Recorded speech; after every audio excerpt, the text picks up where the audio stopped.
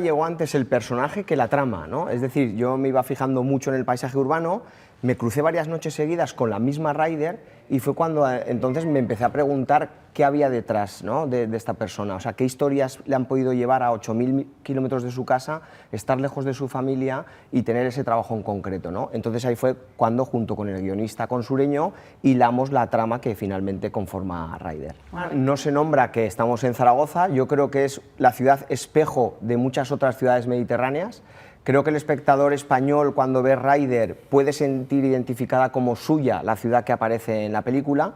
Y es verdad que además establecemos esa analogía visual, porque la peli comienza en una Zaragoza, en una ciudad más cosmopolita, más urbanita, y conforme el personaje se va adentrando, los problemas le van acuciando, se convierte en una ciudad más laberíntica, más estrecha, más sucia, más oscura. Y es verdad que todos queremos y adoramos la Zaragoza de Postal, ¿verdad?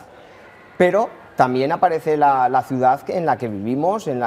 por la que andamos, que es esa otra cara que también está ahí con nosotros, ¿no? Fue un rodaje complicado porque era un rodaje itinerante, nos estábamos moviendo un convoy continuamente, además del esfuerzo de Mariela, que bueno, pues poniendo todas las emociones en pantalla del personaje, tenía que hacer ese sobreesfuerzo físico, pero es verdad que a nivel de comunicación, en un set normal, pues dices corten y puedes acceder a estar con el actor, la actriz en 2 segundos, aquí había que esperar a que parásemos,